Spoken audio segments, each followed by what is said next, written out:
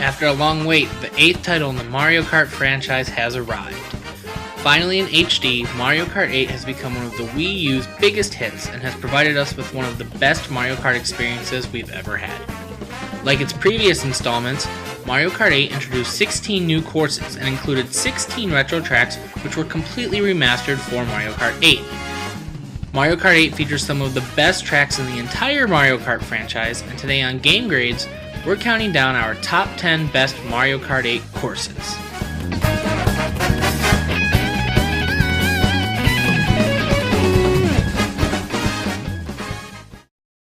A quick note on how we came to these top 10 Mario Kart 8 courses. Here at Game Grades, a panel of staff members each submit their own top 10 list for the content of each episode. We score each entry on a scale from 1 to 1,000, with 100 points being between each placing. So first place is worth 1,000 points and 10th place is worth 100 points. The scores are added up and one final top 10 list is created. The panel in this episode only consists of 2 staff members, Johnny Jinx and Super Mallow. We want to remind you that this list is just our personal opinion, so you don't have to agree with any of it. For this list, we included retro tracks because we felt that they played differently from their original versions, at least for the majority of tracks. So now that we've got that out of the way, let's get started with the 10th best Mario Kart 8 course.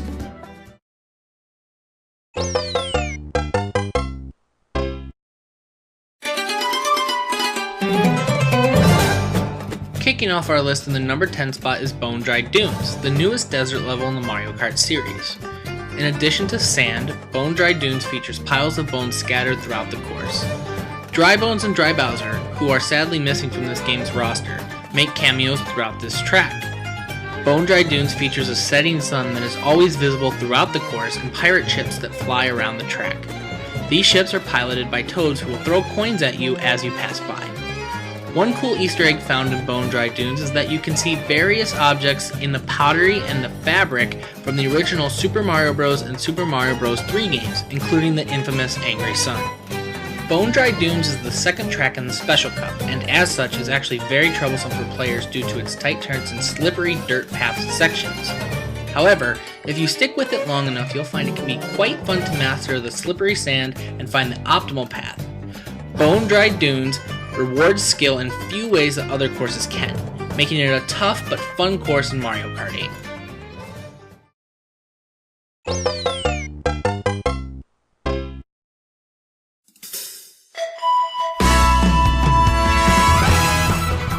The first retro track to place on our list and take the number 9 spot is N64 Rainbow Road. This version of Rainbow Road has seen a major overhaul since its debut in Mario Kart 64. And the resulting track in Mario Kart 8 looks gorgeous and plays great. Rainbow Road now sports colored tiles instead of a constant rainbow gradient running throughout the entire course, and it also features a lit up cityscape down below. Additionally, a train which throws coins for players to collect follows racers throughout the entire track, and the chain chomps no longer try to run into players but instead just kind of bounce along a path on the course. The only problem with the N64 Rainbow Road track is that it has been reduced to 1 lap. While the original in Mario Kart 64 was way too long, this version just feels a little bit too short and not quite as epic as it was before. It's not the hardest track, but it looks great, has classic music, and is a joy to play at all times.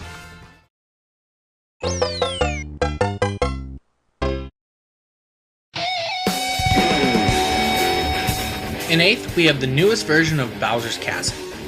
Bowser's Castle, as it often is in every Mario Kart game, is one of the trickiest tracks in this game.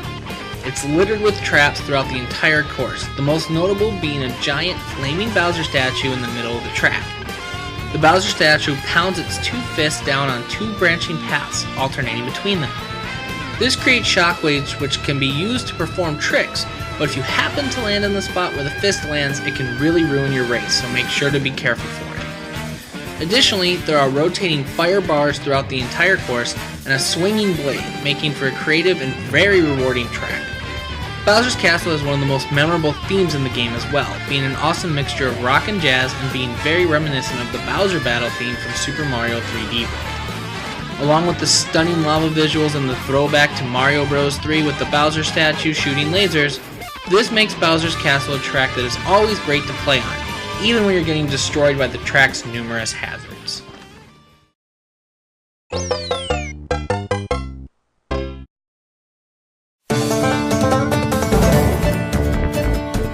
Coming in the 7th position is Shy Guy Falls, one of the most unique tracks found in Mario Kart 8. Shy Guy Falls is set in a mining facility full of Shy Guys with rushing waterfalls flowing throughout the course. These waterfalls provide the course with one of the best anti-gravity sections of any course in the entire game. Early in the race, players switch into anti-gravity mode and actually scale the waterfall by using boost pads that cascade towards them. This causes the player to have to react very quickly and suddenly go left or right to make sure they don't hit a boost pad or they'll get slowed down by the rushing water pushing them backward. It's a wonderful anti-grav section because it definitely is a skill to hit all of the boost pads. The game doesn't just give you them all in a straight direction. Shy Guy Falls also features a waterfall section where the players drive in the same direction as the water and contains one of the hardest shortcuts to discover in the entire game, but one that is incredibly rewarding if you can manage to pull it off. Shy Guy Falls is definitely a course that requires a decent amount of skill and rewards players with dazzling speed throughout the anti-gravity sections, making it a complete thrill to play.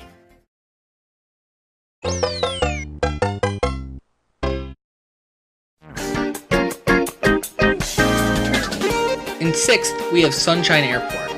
An airport track is a new idea for the Mario Kart series, and it's no wonder that it was one of the first tracks shown off by Nintendo in all of the new Mario Kart 8 trailers.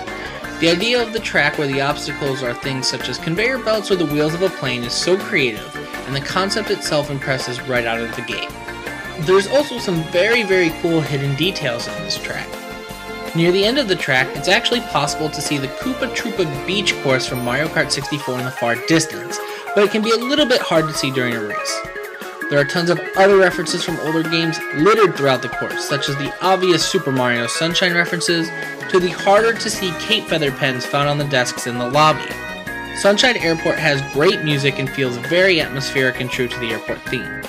Combined with the unique obstacles and tricky shortcuts this track has, it's easy to see why Sunshine Airport has become so loved.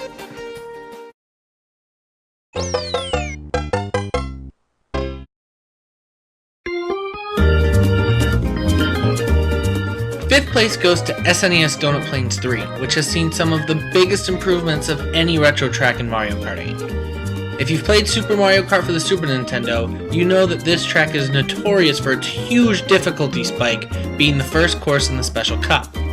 Luckily, Donut Plains 3 is a much more enjoyable experience than Mario Kart 8. Visually, SNES Donut Plains 3 has been improved with beautiful colors, the addition of a fortress around the first turn, and there are water puddles throughout the entire track. Gameplay-wise, SNES Donut Plains 3 is full of non-stop sharp turns that feel absolutely great when you take them just right due to their slick nature and high speed. The slick turns cause the course to be very punishing if a player messes up around some of them, and it adds an unexpected difficulty to this course. The gap in the bridge, which was a huge annoyance in Super Mario Kart, is gone and instead allows players to go underwater, even if it's only for a brief moment. Overall, Donut Plains 3 is one of the most improved tracks from its original form and one of the best retro tracks in Mario Kart 8.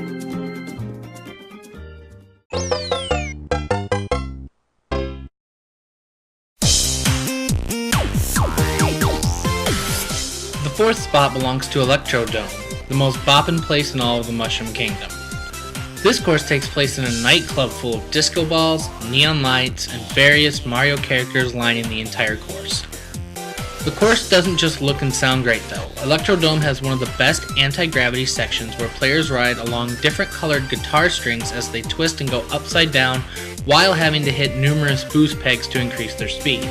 Additionally, Electrodome borrows some flavor from Music Park with a set of stairs that light up and make sounds that go along with the music when players drive over them. Another cool feature Electrodome has is a section where players' paths are lit up with block patterns as they race through the first anti-gravity section.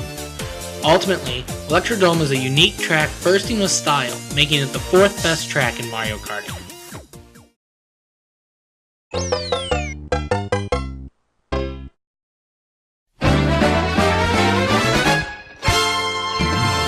Third place belongs to Mount Wario. Mount Wario is the only new course that built on Mario Kart 7's idea of having tracks be one giant lap instead of 3 smaller laps, and it completely nails it. Racers drop down from a helicopter a la 1080 Avalanche onto the summit of a snowy mountain and race their way down to the base. Along the way, players encounter several cool sections: a set of waterfalls draining into a dam, an anti-gravity section with moving boost platforms, a dense forest with trees as obstacles, a set of slaloms, and lastly, one gigantic jump leading to the finish line.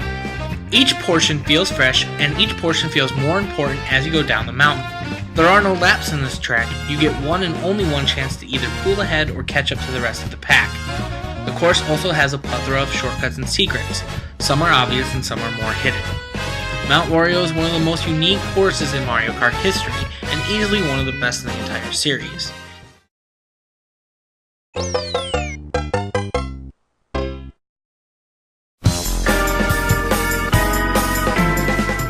The runner-up for the title of Best Mario Kart 8 track is also our highest rated retro track, N64 Royal Raceway. Royal Raceway was already a phenomenal track in Mario Kart 64, but Mario Kart 8 really elevated this course to a completely new level. This track features a ton of sharp turns and various shortcuts, which makes it really fast and really fun to play. The set of turns right before the finish line are no longer nightmare fuel like they were in the Mario Kart 64 version, and allow players further behind to make huge comebacks if they have a speed item such as a mushroom or star by cutting across the grass. This makes the final result surprisingly unpredictable. One of the best parts of N64 Royal Raceway is its presentation. The course features tremendous visuals, with cherry blossoms flowing throughout the entire course and princess-themed hot air balloons on the parasailing section.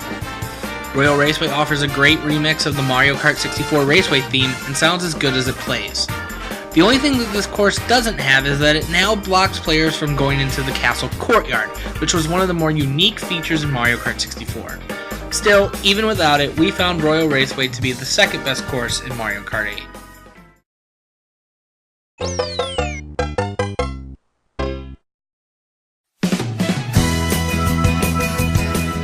The panel this week made it very clear what they thought the best Mario Kart 8 course was: Toad Harbor.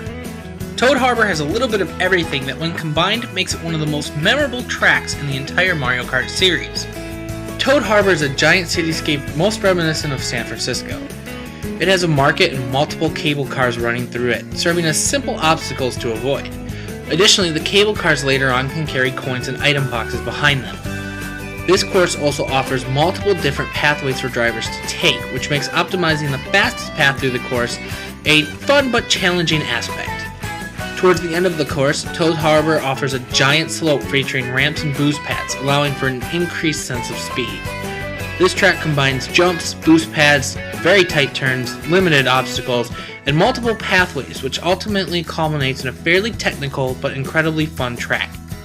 Throw in some of the most fitting and best music in the game, along with some of the most stunning visuals we've seen on the Wii U, and you've got yourself what we consider to be the #1 course in all of Mario Kart 8. Hey, thanks for letting us tell us our opinions for 15 whole minutes. Now it's your turn. What's your favorite track in Mario Kart 8? What makes that track great? Let us know in the comments below. If you like this episode of Game Grades, you can hit that subscribe button for more top 10 videos and other gaming content. Also, tell us, what top 10 video would you like to see?